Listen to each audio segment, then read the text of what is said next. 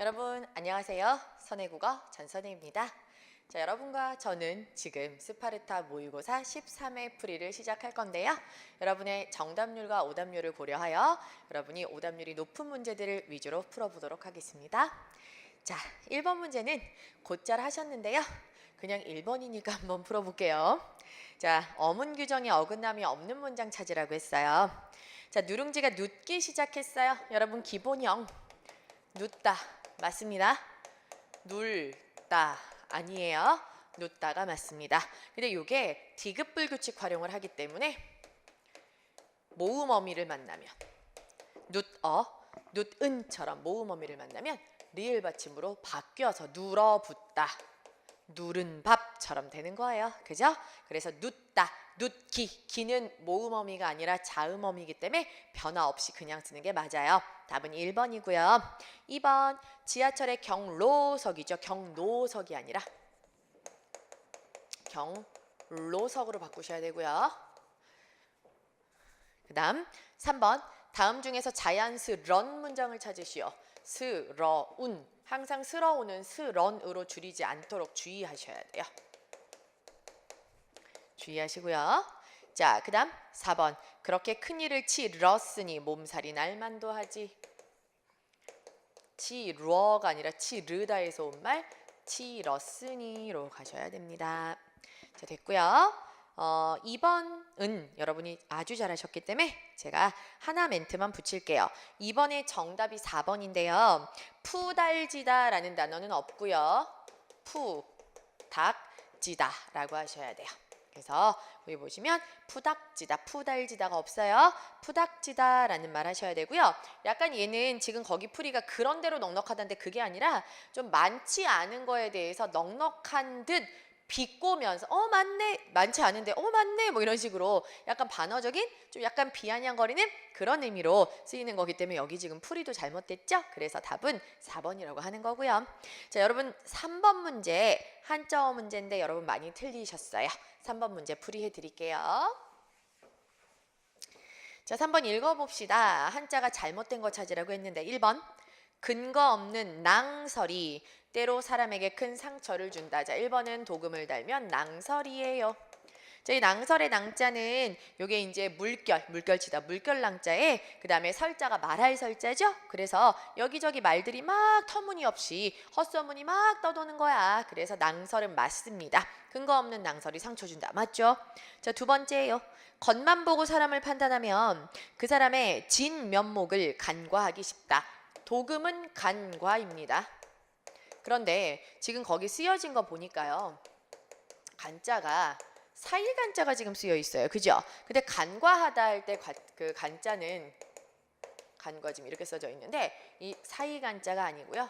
눈으로 보다 볼간자 있죠? 볼간자에다가 지나칠 과자를 써서 눈여겨보지 않고 지나쳐서 보다의 뜻으로 간과 이 볼간자를 쓰셔야 되기 때문에 요거 지금 시험지에 나와 있는 거 잘못됐고요. 여기 볼간자로 고치는 게 맞습니다. 답은 2번이 돼야 되고요.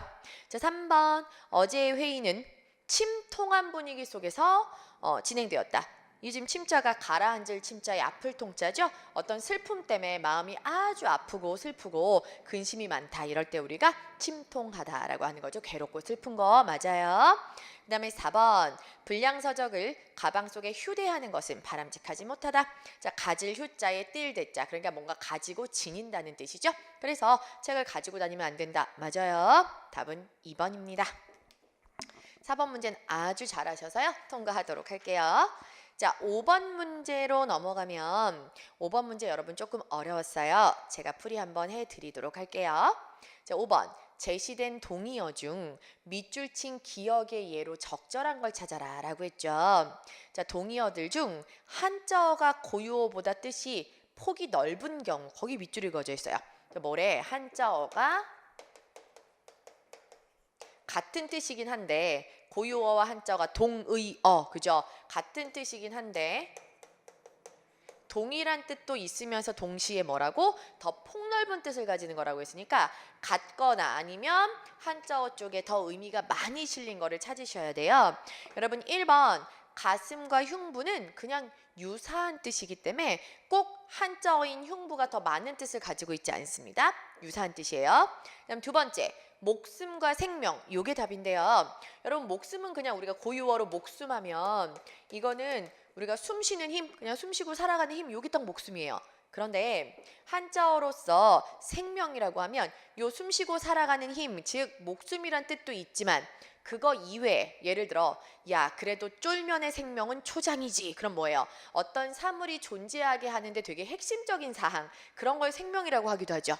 그런가 하면 생명을 잉태하다, 무슨 뜻이야? 이제 앞으로 태어날 어떤 그 존재를 뱃속에 가지다, 그럴 때도 생명, 태어날 존재, 앞으로 나타날 존재를 생명이라고 하기도 하죠. 이렇게 우리가 단순히 숨쉬고 살아가는 힘만을 생명이라고 하는 게 아니라 앞으로 태어날 존재, 어떤 사물의 핵심적인 사항 뭐 이런 것도 생명이라고 하고요. 또 생명이 다하는 날까지, 그러면 어떤 사물이나 존재가 유지되는 기간을 또 생명이라고 하기도 해요. 생명이 짧아 그러면 유지되는 기간이 짧다는 얘기잖아요. 그죠? 이런 식으로요. 다양한 뜻이 더 많이 실려 있기 때문에 목숨과 유사하지만 목숨보다 더 많은 뜻을 가지고 있는, 즉 한자어가 고유어와 동일하지만 더 넓은 확장된 범위를 가지고 있다에 해당합니다. 그래서 답은 2번이라고 하셔야 되고요.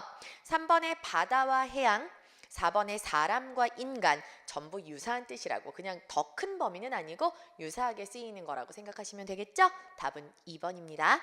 자, 6번은 아주 잘하셨고요. 7번도 잘하셨고요. 8번 로마자 포기법 역시 잘하셨네요. 자, 9번은 여러분 잘하긴 했는데 그래도 한자 성어니까 한번 말은 하고 지나갈게요. 자, 9번 보면 다음 글에서 경계하고자 하는 바와 관계 깊은 한자 성어라고 했네요. 자, 지금 나온 게 뭡니까? 바로 이규보의 이옥설. 이옥설 내용이 어떻게 돼요? 비가 새고 나서 이제 비가 새기 시작한 방이 집에 3칸이 있는데 2칸은 비가 샌 지 되게 오래되고 1칸은 샌 지 한 번밖에 안 지났어. 근데 이제 그거를 이제 보수 공사를 들어간 거죠. 그랬더니 비가 샌 지 오래된 데는 막 자재가 다 썩고 문드러져 가지고 새로운 자재 집어넣어서 해야 되니까 공사하기도 어렵고 돈도 많이 들었어. 그런데 비가 샌 지 한 번밖에 안 된 그 방을 빨리 고쳤더니 금방 재료들도 다 살리면서 금방 고칠 수 있었단 말이야. 여기서 이제 깨달은 게 있다는 얘기죠. 어떤 거예요? 사람도 마찬가지다. 잘못을 알고 그대로 방치해서 오래 두면 고치기가 어렵고, 잘못을 알았을 때 빨리빨리 고치면 발전하고 좋아질 수 있다는 이야기를 한 거예요. 자, 그렇다면 여기에 맞는 한자성을 찾는 건데요. 자, 1번 도금 달아볼게요. 망양보례. 자, 망양보례는 무엇인가요? 소 잃고 외양간 고친다. 한마디로 때가 다 지나가고 나서 그 후회해야 소용없다. 때 지나고 나서 고치려고 하면 소용없다는 뜻이에요. 즉 여기서 오랫동안 방치해두고 고치지 않으면 나중에 고치려고 해도 잘 고쳐지지 않아서 그때 가서 애먹고 고치기 힘들어진다는, 즉 뭐예요? 이미 때가 지나가 버리면 어려워진다는 의미에서 얘가 통하죠. 자, 두 번째, 일어탁수는 도금이 일어탁수. 말 그대로 한 마리 물고기가 물을 흐린다는 뜻이니까 이거는 그냥 뭐 어떤 존재 하나가 전체를 다 안 좋게 만들어 버리는 경우니까 내용하고 안 맞고요. 3번에 연목구어라고 써져 있죠. 자, 연목구어는요, 불가능한 일, 그러니까 숲에 가서 물고기 잡으려고 하는 것과 똑같은 불가능한 일을 한다는 얘기니까 역시 안 맞고요. 여러분 혹시 4번하고 헷갈리셨나요? 개과천선.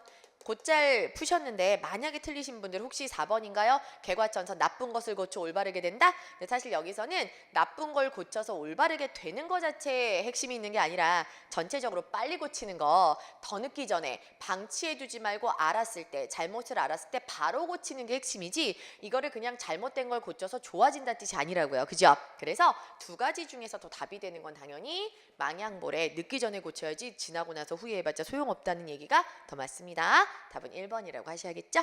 자, 10번 문제 보도록 할게요. 10번 문제 여러분 역시 한자 성어였는데 정답률이 좀 많이 낮네요. 도금을 보여드렸는데도 좀 낮게 나왔어요. 자, 보도록 할게요. 다음에 기역에서 리을을 한자 성어로 표현할 때 적절하지 못한 걸 찾으라고 했네요. 자, 밑줄만 볼게요. 기역, 배옷 입은 선비. 여러분, 배옷 입은 선비는요, 벼슬을 하지 않은 선비 정도? 관직에 있지 않은 선비 정도로 생각하시면 돼요.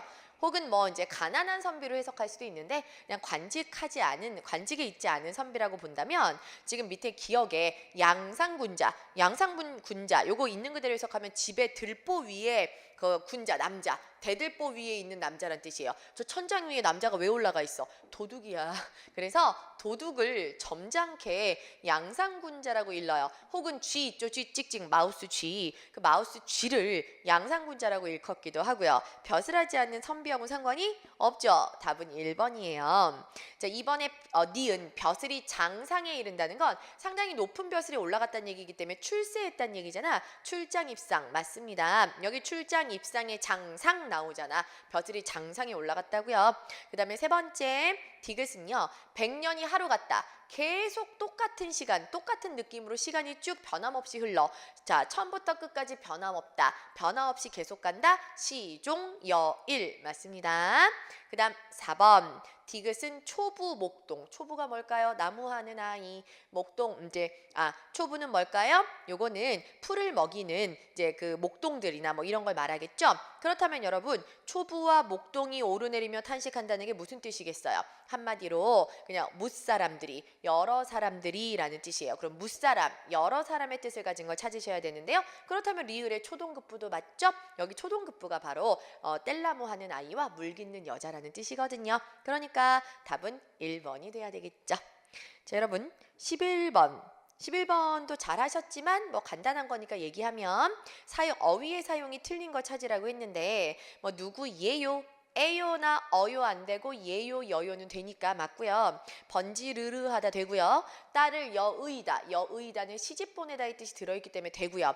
4번은 꼽 아니죠? 꼽장난으로 가야 되기 때문에 4번이 틀린 거라고 할 수 있겠죠? 뭐 이건 간단한 거니까.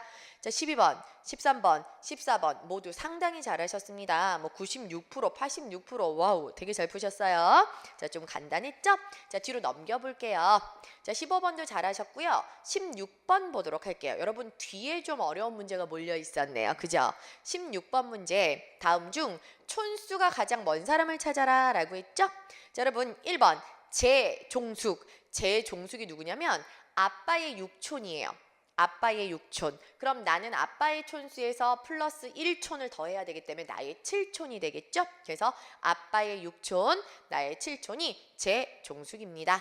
그럼 2번 왕대고모, 일명 왕고모, 대고모라고 해도 되는데요. 왕대고모라고 해도 되고 이게 바로 아빠의 고모, 그러니까 우리가 쉽게 말하는 고모할머니고요. 고모할머니 왕대고모는 아빠랑 고모가 3촌이고 나랑 아빠의 고모는 4촌이 되니까 4촌이 됩니다. 그 다음 3번 증조. 증조는 증조할아버지랑 나랑 몇 촌이에요? 3촌이에요. 그죠? 증조할아버지랑 나랑은 3촌이 됩니다. 왜? 아빠가 1촌, 할아버지가 2촌, 그리고 증조할아버지가 3촌이니까요. 그죠? 그런데 이분 종자가 붙었어요. 증조할아버지의 형제분이세요. 그러면 아빠하고는 4촌이고요. 나한테 5촌이 되시는 거죠. 그죠? 그래서 5촌이 되고요. 그다음 네 번째 내종숙. 자, 종숙은요. 자, 내종숙, 내자가 붙으면 이제 고모 쪽인데 이 내종숙이란 바로 아빠의 고종 형제. 그럼 아빠의 고종은 4촌이고 나에게는 5촌이 되겠죠? 그래서 네, 5촌이 됩니다. 그렇다면 1번은 7촌, 2번은 4촌, 3번, 4번은 5촌이니까 촌수가 가장 먼 사람은 1번 7촌이라고 하셔야 되겠네요. 요거는 따로 여러분이 언어 예절에 관련하여 촌수나 계보도 아니면 계촌법을 좀 알아야 풀 수 있는 거라 사실 여러분에게 좀 희망을 드리면 이게 완전히 안 나오는 문제다라고 할 수는 없어요. 저도 이제 물론 이제 제가 지금 여러분에게 풀어드리는 문제들은 전부 제가 출제한 문제는 아니니까 여러분한테 풀이를 대표로 제가 해드리는 건데 사실 저도 이건 제 문제는 아니지만 저도 가끔은 촌수 계산 문제를 냅니다. 왜냐하면 안 나온다고 완전히 끊기에는 뭔가 좀 찜찜한데 그렇다고 해서 실제 경향을 보면 잘은 안 나오거든요. 그래서 혹시 와 이거 언제 다 외워? 부담이 된다면 여러분 그냥 언어예절 책에 있는 거나 한번 읽고 마세요. 괜찮습니다. 그런데 나는 이런 것까지 해도 좀 여유가 있다 하는 분들은 뭐든지 꼼꼼하게 다 하는 게 좋으니까 하셔도 되는데 크게 여러분 이거에 부담 갖진 않으셔도 돼요. 자, 그 다음 17번. 자, 17번 문제도 여러분 좀 어려웠어요. 당연히 한자어니까. 자, 한자 표기 문제가 같이 들어가는데 한번 보도록 할게요. 자, 다음 기억에서 디귿 안에 들어갈 한자어를 순서대로 나열한 게 뭐니?라고 했네요. 자, 밑에 보시면 단어들은 딱 3가지 유형만 나와 있어요. 1번을 가지고 선택지 1번을 가지고 읽어보면 동조. 동조는 뭡니까? 같을 동자에 고를 조자인데 동조하다 하면 같을 동자 들어가는 동조는 무슨 뜻입니까? 남의 의견에 남의 주장에 내 의견을 일치시킨다는 뜻이에요. 그러니까 남이 뭐라고 말하면 그래 남의 주장에 내가 일치시킨다. 나의 의견을 일치시킨다. 동조가 되고요. 그 다음에 1번에 니은은 뭐라고 써져 있어? 요거는 방조. 방자가 도울 방자네요. 방조하다가 되네요. 그죠? 방조하다. 그럼 이건 도울 방자 도울 조자인데 이 방조는 언제 쓰냐?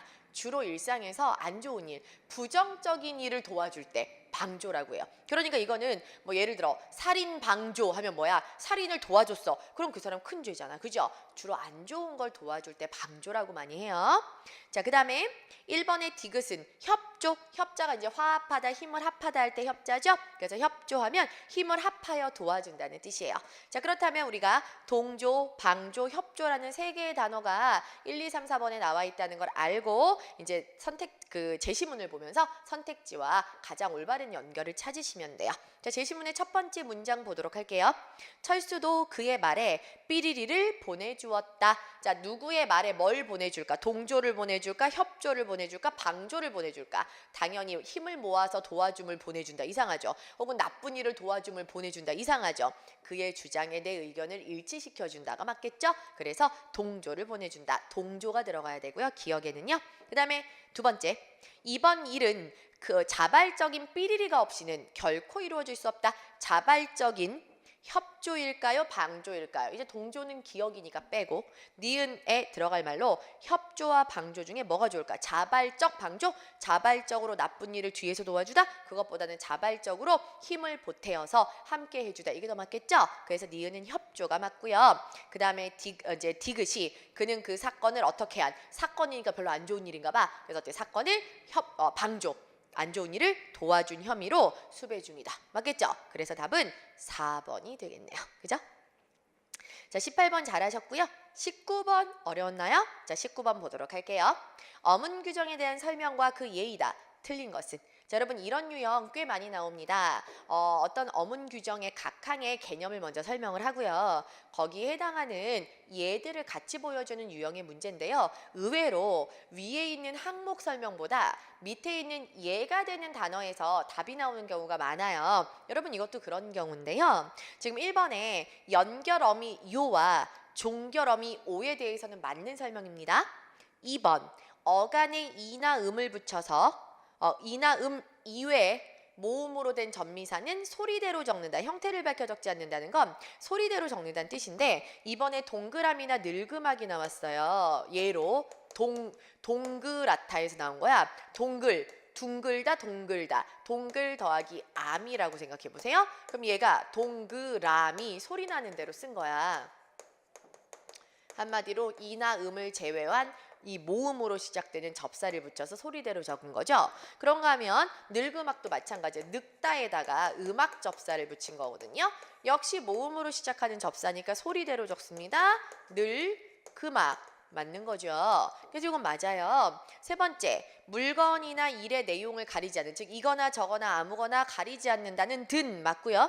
그 다음에 과거의 이야기를 지나간 이야기 과거의 이야기할 때 더나 던 맞죠? 이거 맞습니다. 그래서 밑에 오든지 가든지 마음대로 둘 중에 하나를 선택하는 거니까 든 맞죠? 이거 맞아요. 그런데 4번 보시면요.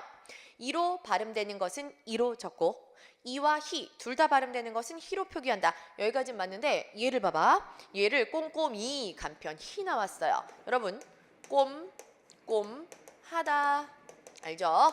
꼼꼼하다. 일반적으로 특이한 경우 뭐 예를 들어 기억 받침의 일부라든지 뭐 앞에 시옷 받침이 있다든지 이런 거를 제외하고는 하다가 붙는 말은 히를 붙이는 게 일반적이잖아요. 꼼꼼이가 아니라 꼼꼼히가 돼야 됩니다. 주의하시고요. 하나 더.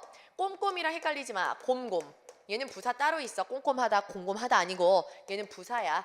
자, 부사는 이대로 써도 되고 뒤에다 이자를 하나 더 붙여서 이렇게 강조형으로 써도 돼요. 꼼꼼이하고 곰곰이는 다르죠. 꼼꼼히입니다. 주의하세요. 답은 4번이 되겠네요. 자, 여러분 마지막 문제입니다. 자, 다음 표준어가 아닌 걸 찾으시오 라고 했는데요. 자, 여러분이 표준어 규정을 잘 외웠다면 쉽게 답을 찾을 수 있겠는데요. 냠냠거리다, 오금팽이, 뺨따기, 쌍판떼기. 쌍 아니고요. 상판떼기 아시죠? 답은 4번입니다. 여러분 이렇게 해서요. 13회 여러분이 어려워했던 문제들 위주로 풀이 마무리하도록 하고요. 수업하느라 고생 많으셨습니다. 열심히 오답노트 하셔서 역시 또 좋은 결과 있기를 바랍니다. 감사합니다.